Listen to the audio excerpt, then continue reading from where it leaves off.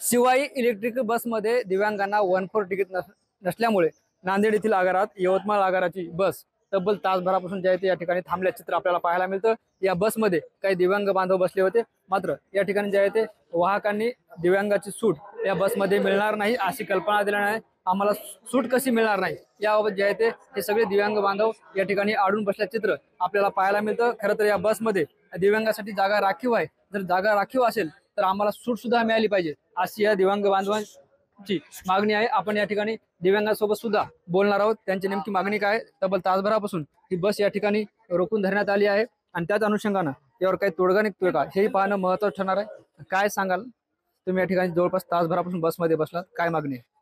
Sir, सर्व बसमध्ये दिव्यांगांना सवलत आहे, पण शिवाई बसमध्ये सवलत नाही। शिवाई बसमध्ये राखीव 4 सीटा ठेवलेल्या आहेत, पण शिवाई बसमध्ये आम्ही तिकीट मागत असताना आमच्या मशीनमध्ये तिकीट नाही हा त्यांचं उत्तर आहे। त्या कंडक्टरचा दोष नाही। जर शिवाईमध्ये जर तिकीट नसेल तर त्यांच्या BM साहेबाला बोलून घेऊन त्यांची आमची अडचण ऐकून घ्यावं आणि आम्हाला अडचणीमध्ये त्याने उत्तर द्यावं। ते काय BM साहेब 1.5 तासापासून येतच नाहीत। आम्ही सर्व दिव्यांग बांधव आणि सर्व प्रवासी या ठिकाणी AC असल्यामुळे सर्व काच फिट असल्यामुळं आमचे कपडे सर्व ओले झालेले आहेत, पण कोणी आमचा वाली या ठिकाणी आला नाही। 1.5 तास गाडी का थांबली याचं उत्तर नाही। आम्ही भांडत नाही, आम्ही म्हणतो की ज्येष्ठ नागरिकाला सवलत आहे, महिलेला सवलत आहे, मग आमच्या दिव्यांगाला का सवलत नाही?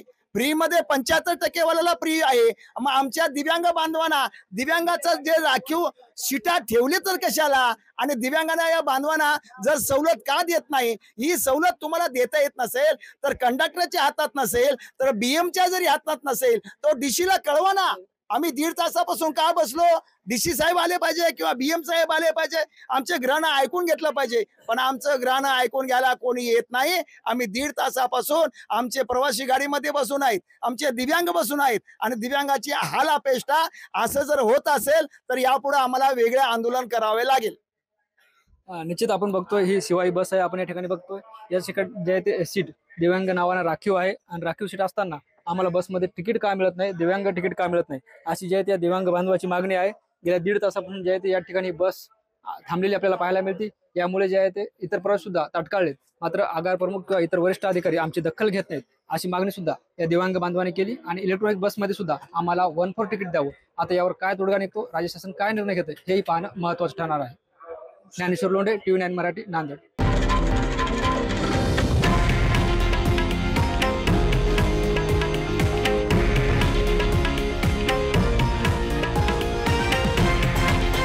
हे आहे देशातील नंबर 1 न्यूज नेटवर्क आणि आपण पाहत आहात TV9 मराठी, एकमेव।